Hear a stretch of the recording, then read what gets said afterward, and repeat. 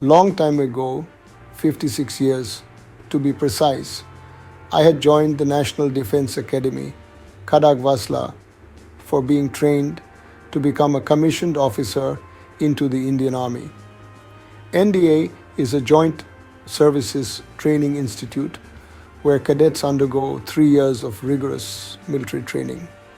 These cadets then go on to final commissioning training at respective Army, Navy, and Air Force training academies, where the training varies from 1 to 2 years. NDA is a very prestigious institute of India on the lines of West Point and Sandhurst. After passing out from NDA, the Army cadets go on to attend training at the Indian Military Academy, Dehradun, on their way to becoming fully commissioned officers. This is just a preamble as I am coming to the topic of falling asleep during training, be it academic classes, centralized seminars, or even outdoor training. Sounds funny, but it happens.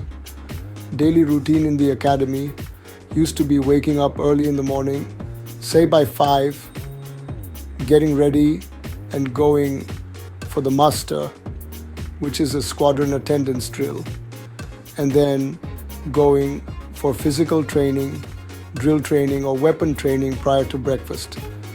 The breakfast used to be between 9 to 9:30, followed by academic classes in various wings of the academy, named as Science Block, Sudan Block, and so on, till lunchtime, with presence of bully PT and drill instructors, plus academy cadet appointments. One was sufficiently harassed and fatigued by the time we sat at the breakfast table. The breakfast was a high-calorie affair aimed to boost the health of budding young cadets, and we ate to our heart's content. So by the time we reached our academic classes in respective blocks, one was literally floating in the air.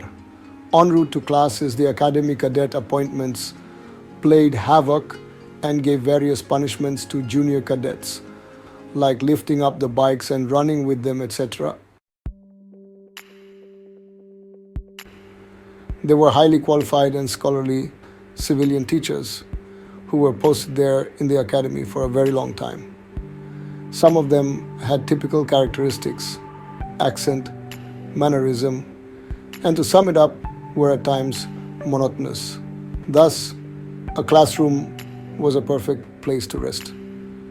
The front benchers had a great difficulty in keeping awake, as they could be easily detected on dozing off.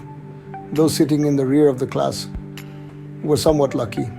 I, by virtue of my early alphabetic initials in the name, was always allotted a seat in the front row. As the boring academic class of science subjects would start, I could not keep my eyes open. The next moment, I would be hit by a chalk by the instructor, who would ask for an explanation for falling asleep.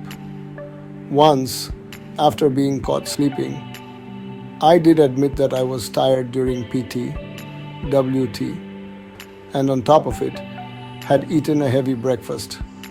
The entire class burst out laughing. Many other cadets also used to fall asleep during classes. Some had mastered the art of sleeping with their eyes wide open. Some even slept while watching a movie in the assembly hall. When caught, they would offer various excuses which were quite funny by themselves. Some of these were, "No sir, I was not sleeping, I was meditating," or one even had the audacity to say, "Sir, I was sleeping because your lecture is very boring." Such comments resulted in cadets being awarded minor punishments, including leaving the class, which was quite welcome. After passing out from NDA, we went on to attend training at Indian Military Academy, Dehradun, a final step towards becoming a commissioned officer. Here, the training was even more stringent, less in the classroom and more outdoor. Outdoor training consisted of tactical exercises, long route marches, camps, battle drills, and what have you. At times, the cadets who were now called gentlemen cadets, GCs, would go to sleep even while walking on long route marches. One cadet, while walking, dozed off but kept walking for about 2 yards and hit a tree. He woke up for a second and said, "Excuse me," thinking that he had collided with another GC and not the tree, and changed the direction of his walk, still semi-asleep. The most interesting anecdote in the art of sleeping took place during the final outdoor exercise. This exercise involved various outdoor battle exercises, including a march of about 30 miles. I shall not write the actual name of the person who later retired as a brigadier from the Indian Army and was my course mate. Let us call him Gentleman Cadet Sleepy Joe. He was very fond of sleeping and once kept sleeping in his cabin on the day of a written test. The directing staff, DS, realized after the test had started that Sleepy Joe was not present for the examination. Other GCs were sent to track him, and he was found sleeping in his cabin from where he was pulled out. Now, continuing with the story, fully laden with the combat load, we were walking through the Shivalik range of mountains. These mountains have dense jungles which are full of wild animals.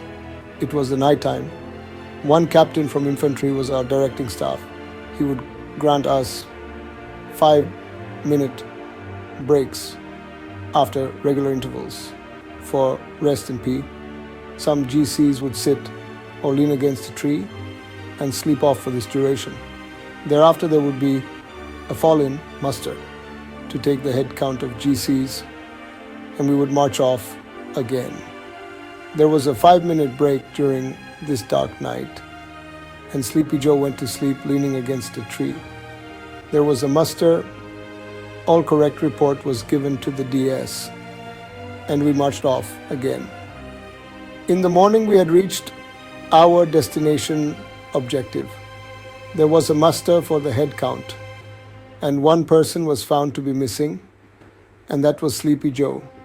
DS was very wild, and he fired the senior gentleman cadet, as obviously he had not done his duty properly during the last night head counts after the break. Since there were wild animals in those hills, there could have been a chance of a mishap, or he could have slipped off the mountain during the night. These were our worries. DS ordered us to go back on the route and look for Sleepy. We cursed as we were dead tired and could not afford another 20 miles journey. Anyway, orders are orders. The entire strength of GCs started the search on the route that we had traveled.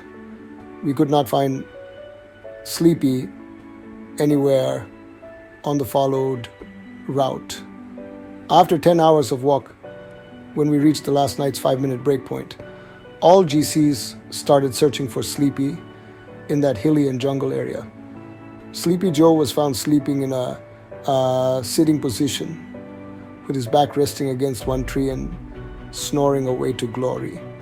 He had slept now for 20 hours.